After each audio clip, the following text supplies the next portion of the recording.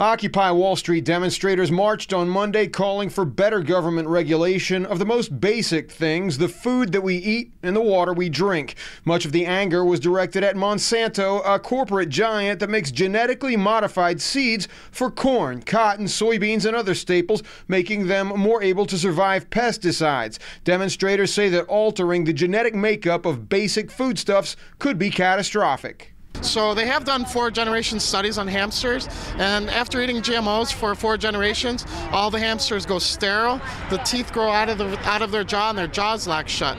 There also have been studies linking genetically modified foods to liver failure and other organ failures. Monsanto, the world's largest seed company, has a reputation for filing copyright lawsuits against farmers that it believes are using its seed without permission. A lawsuit on behalf of 50 organizations that would prohibit Monsanto from pursuing such lawsuits was defeated in court on Tuesday. Occupiers say it's hard to defeat corporations in America, even when you're in the right. And of course, every judge is different in their decision and in their understanding. But we believe that, just in a nutshell, that it's a collusion of corporations and our regulatory systems. It's a revolving door. The government and Monsanto's is a revolving door. Clarence Thomas, for example, Supreme Court Justice, he used to be a lawyer for Monsanto's. And so after the word was put out about the corporate genetic modification of seeds, pure unchanged seeds were put out and exchanged. The main point that these demonstrators want to make is that each of us should take responsibility for growing and producing our own food.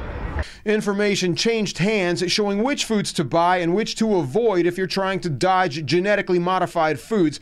Tofu and any of the many foods containing corn syrup or high fructose corn syrup were among those to stay away from. Other demonstrators were putting a word out about the privatization of the American water supply, thought to be free for all just a few years ago. If people knew nationally that our water was being stolen by 3 main companies, by Nestle, Coke, and Pepsi owning 75% of the world's water, I think they would be upset, but I just don't think they understand that. So I came down here in hopes that it would help raise awareness for others. Monsanto's corporate lawyers say the company is not interested in pursuing lawsuits against farmers whose land bears traces of its seed.